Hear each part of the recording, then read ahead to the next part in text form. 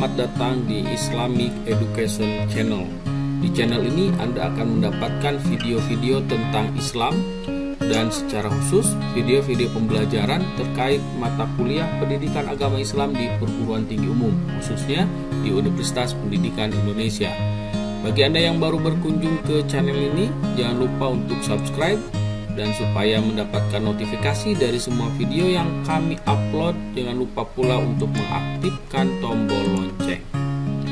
Semua video ini bisa Anda tonton, dan jangan lupa ketika Anda menonton salah satu video kami untuk menontonnya sampai akhir.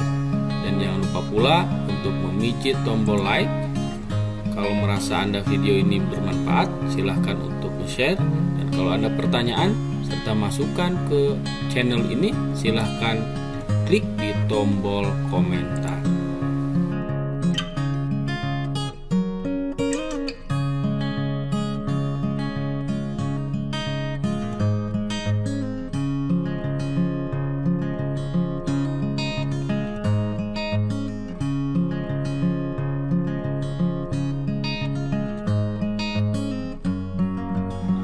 Terima kasih. Assalamualaikum warahmatullahi wabarakatuh.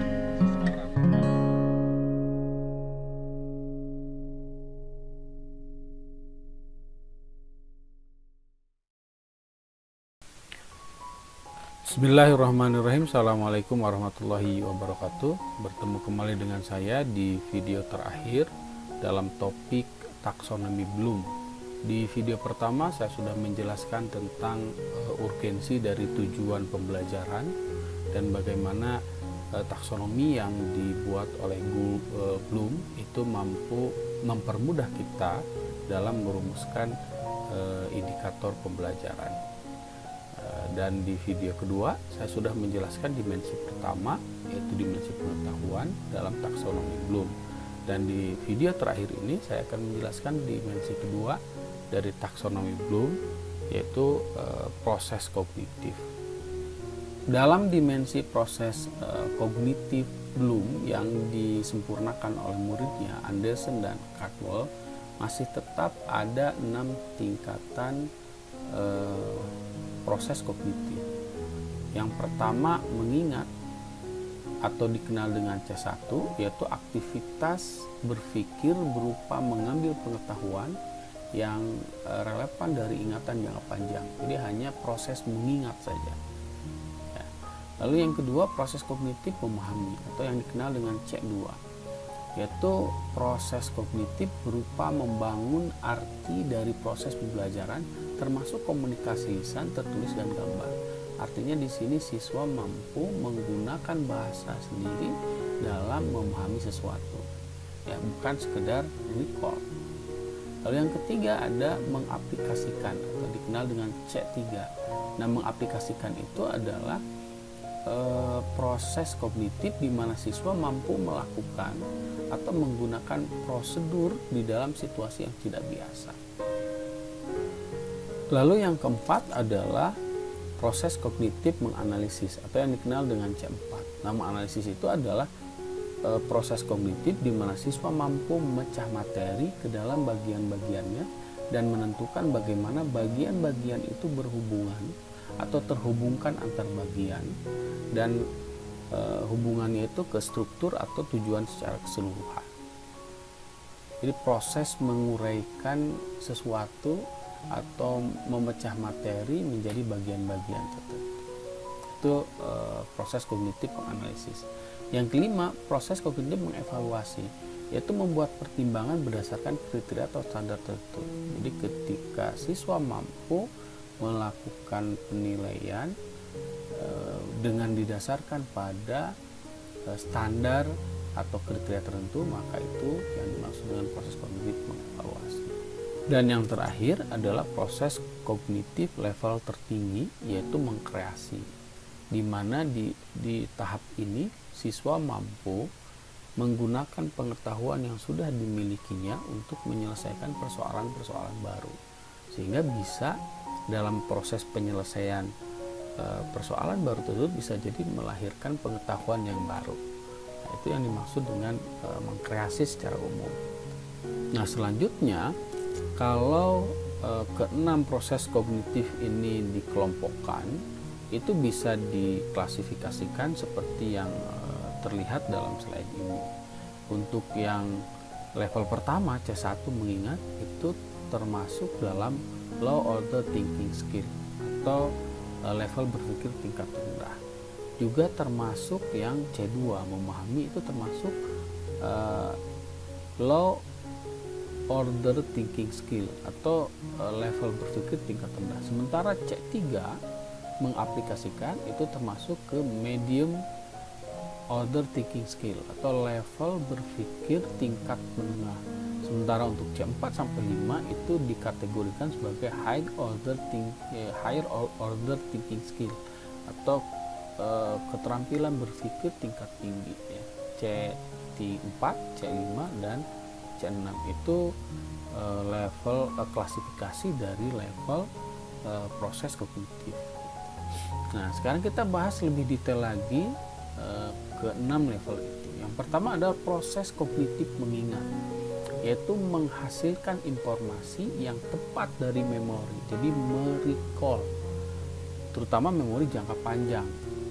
Nah, ini ada dua sub proses kognitif dalam proses kognitif mengingat, yaitu mengenali dan mengingat kembali. Contohnya mengingat, mendaftar, mengulang, atau menirukan. Nah, contoh C1 atau proses mengingat terkait dengan indikator dalam mata pelajaran PAI, misalkan untuk recognizing, menyebutkan makna sholat secara bahasa, untuk mengingat kembali, menyebutkan jumlah rakaat sholat duha.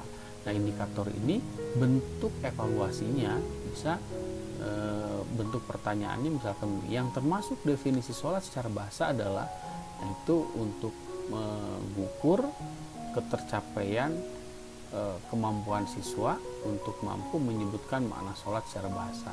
Sementara untuk menyebutkan jumlah rakaat sholat duha bisa ditanyakan dengan bentuk pernyataan pertanyaan seperti ini, berapa jumlah rakaat sholat duha? Nah, kalau multiple choice ya tinggal ditambah pilihan 4 atau 5 atau 3. Itu C1. Sementara C2 proses kognitif memahami itu ketika siswa mampu mengkonstruksi pengetahuan dengan bahasanya sendiri.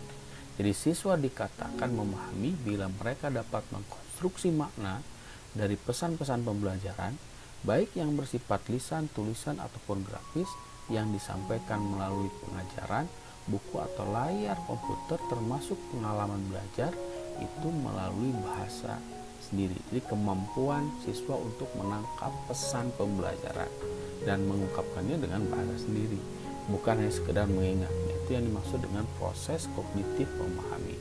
Ini ada beberapa subproses kognitif di memahami itu. Ada yang menafsirkan, mencontohkan, mengklasifikasikan, merangkum, menyimpulkan, melaporkan, atau menjelaskan. Nah, contoh C2 atau proses memahami terkait indikator dalam mata pelajaran PAI dan budi pekerti. Misalkan menafsirkan, indikatornya bisa seperti ini contohnya, menjelaskan hikmah sholat. Nah, ini contoh pertanyaannya. Hikmah sholat secara umum berdasarkan ayat Al-Quran di atas adalah, nah itu contohnya. Lalu yang kedua, mencontohkan. Contoh indikatornya mencontohkan sholat sunnah rawatib. Nah, bentuk pertanyaannya bisa begini. Contoh dari sholat sunnah rawatib yang ghair muakkad adalah. Lalu yang ketiga itu mengklasifikasikan. Contohnya, contoh indikatornya menunjukkan syarat wajib sholat. Bentuk pertanyaannya bisa begini. Berikut ini yang termasuk ke dalam syarat wajib dilaksanakan sholat adalah. Lalu yang keempat merangkum. Contoh indikatornya menyimpulkan hal-hal yang bisa membatalkan sholat. Contoh pertanyaannya, yang menyebabkan pelaksanaan ibadah sholat secara seseorang batal adalah. Nah, itu contoh pertanyaannya. Lalu selanjutnya masih di C2 untuk menyimpulkan, ini contoh indikatornya menyimpulkan sholat gerhana bulan dan matahari. Nah, contoh pertanyaannya, pernyataan yang benar terkait sholat gerhana adalah, nah, itu pertanyaan untuk indikator ini. Lalu indikator untuk kata kerja membandingkan, misalkan membandingkan pelaksanaan sujud syukur dan sujud tilawah. Jadi membandingkan dua hal atau tiga hal. Contoh pertanyaannya, yang membedakan antara sujud syukur dan sujud tilawah adalah, karena siswa diminta untuk membandingkan kan. Lalu selanjutnya adalah explaining atau menjelaskan. Contohnya menjelaskan ketentuan sholat jamak. Bentuk pertanyaannya, kondisi yang memungkinkan seseorang untuk melaksanakan sholat dengan cara dijamak adalah 1, 2, 3, 4. Nah, itu C2, proses memahami. Sementara yang C3, proses kognitif mengaplikasikan, yaitu kemampuan siswa untuk menerapkan atau menggunakan satu prosedur dalam keadaan tertentu. Di sini ada dua dimensi, dua proses, yaitu mengeksekusi dan mengimplementasikan. Nah, contoh C3 proses mengaplikasikan dalam indikator PAI misalkan ya. Nah, untuk yang mengeksekusi, contoh indikatornya melaksanakan sholat gerhana. Untuk pertanyaannya bisa begini, urutan yang tepat dari pelaksanaan sholat gerhana adalah A, B, C, D. Opsi-opsinya berisi tentang urutan-urutan dan ada satu opsi yang urutannya benar. Lalu yang kedua, subdimensi proses berpikir yang kedua adalah mengimplementasikan. Contoh indikatornya menerapkan ketentuan pelaksanaan sholat dengan cara dijamak dan qasar. Nah, contoh pertanyaannya, kondisi yang tepat di mana seseorang mendapatkan rukhsah untuk melaksanakan sholat dengan cara jamak qasar adalah, itu terkait indikator yang ini ya. Jadi pasti berkaitan harusnya. Lalu yang keempat, proses kognitif menganalisis, yaitu memecah-mecah materi jadi bagian-bagian penyusunnya dan menentukan hubungan-hubungan antar bagian. Jadi ketika siswa mampu mengurai satu konsep menjadi bagian-bagian tertentu dan melakukan dan mampu mengkomparasi, mengkomunikasikan di antara bagian-bagian itu sebagai satu kesatuan, nah, itu siswa sedang melakukan proses kognitif menganalisis. Itu ada 3 proses ya, membedakan proses kognitif, mengorganisasi dan mengatribusikan. Nah, contoh C4 proses menganalisis terkait materi agama, misalkan membedakan. Contoh indikatornya misalkan mendiagnosis perbedaan pelaksanaan ibadah haji dan umroh. Nah, jadi di sini siswa dituntut untuk mampu mendiagnosa perbedaan pelaksanaan ibadah haji dan umroh, sehingga contoh pertanyaannya didahului dengan stimulus berupa daftar aktivitas ibadah haji dan umroh gitu ya, prosesnya, tahapan-tahapannya. Nah, pertanyaannya berdasarkan gambaran tentang list, misalkan tahallul, jumroh, lalu sa'i, diurutkan secara acak ya, aktivitas itu disebutkan di atas. Nah, lalu kita buat STIM atau soalnya dari daftar aktivitas ibadah di atas yang membedakan antara pelaksanaan ibadah haji dan umrah adalah, itu contohnya ya. Lalu yang kedua, mengorganisasikan. Contoh indikatornya menguraikan ketentuan pengelolaan zakat harta. Jadi indikator ini menuntut siswa untuk mampu memetakan tentang kewajiban zakat harta. Nah, contohnya misalkan disajikan untuk contoh pertanyaannya ya, stimulus dalam bentuk tabel ketentuan zakat. Nah, lalu dari tabel itu siswa diminta untuk melakukan proses analisis dari kalau soal di sini gitu ya, harta yang dimiliki oleh parama mulai dari kambing sampai emas. Nah, harta-harta apa saja berdasarkan tabel di atas yang wajib atau sudah wajib dan harus dikeluarkan zakatnya. Lalu yang ketiga itu adalah mengatribusikan. Contoh indikatornya menguraikan hal-hal yang membatalkan sholat. Jadi di soal di indikator C4 menguraikan hal yang membatalkan sholat ini, siswa mampu melakukan proses analisis terkait hal-hal yang membuat ibadah sholat itu menjadi batal. Kalau di ilustrasi contoh pertanyaan di sini, ini stimulusnya berupa ilustrasi satu cerita yang menceritakan tentang orang yang melakukan hal-hal yang membatalkan sholat, ya. Tapi tidak disebutkan itu sebagai pembatal sholat di ilustrasi itu. Nah, tapi sehingga di pertanyaannya berdasarkan ilustrasi cerita di atas, keadaan yang membuat ibadah sholat seseorang itu batal adalah, jadi jawaban ini bisa dijawab oleh siswa ketika siswa mampu menganalisis ilustrasi yang dibuat sebelum soal. Nah, lalu yang kelima itu adalah proses kognitif evaluasi, yaitu proses atau aktivitas memutuskan berdasarkan kriteria atau standar, baik itu kriteria itu internal, ya, dari diri ataupun eksternal, berasal dari luar. Nah, untuk C5 ini ada dua subproses, yaitu memeriksa dan mengkritik. Nah, contoh C5 untuk proses mengevaluasi, memeriksa, ya. Contoh indikatornya mengecek hukum nun mati dan tanwin.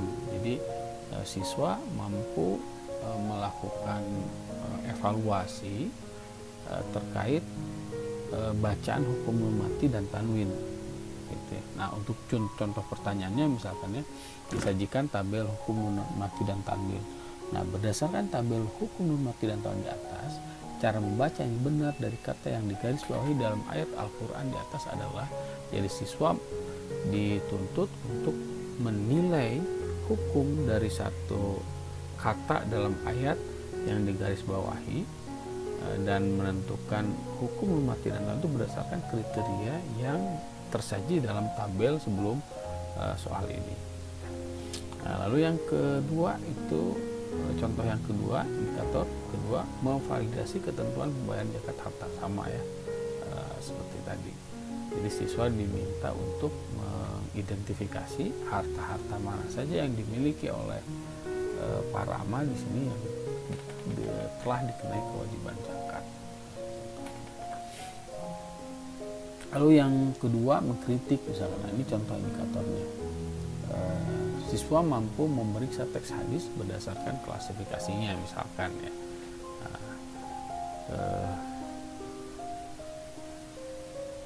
Contoh pertanyaannya, ya, contoh pertanyaannya. Nah, ini kalau ini adalah petunjuk pertanyaannya ini. Nah, soal ini terdiri atas 3 bagian. Nah, jadi sebab akibat, ya. Pernyataan sebab dan alasan yang disusun secara berurutan. Pilihlah A jika dan seterusnya. Nah, bentuk pertanyaan ini itu adalah bentuk pertanyaan mengevaluasi. Dan yang terakhir adalah proses kognitif mencipta, yaitu memadukan bagian-bagian untuk membentuk sesuatu yang baru. Artinya siswa mampu menggunakan pengetahuan yang sudah dia miliki untuk diimplementasikan dalam satu kondisi tertentu, dan dalam proses mengimplementasikan itu bisa jadi menemukan hal yang baru. Itu proses kognitif mencipta. Nah, di beberapa literatur disebutkan ada 3 subproses, mulai dari merumuskan, merencanakan, dan memproduksi. Nah, ini contoh C6 proses mencipta, analyzing, gitu, ya. Nah, misalkan untuk subproses yang pertama merumuskan, contoh indikatornya merumuskan laporan kegiatan Idul Adha. Sementara planning, merencanakan, nah, itu bisa dibuat indikatornya merencanakan proposal kegiatan Idul Adha dan seterusnya, nah, gitu, ya. Nah, itu penjelasan terkait dimensi proses kognitif sebagai dimensi kedua dari taksonomi. Mudah-mudahan Anda bisa memahaminya. Sekali lagi saya ucapkan terima kasih. Mohon maaf. Assalamualaikum warahmatullahi wabarakatuh.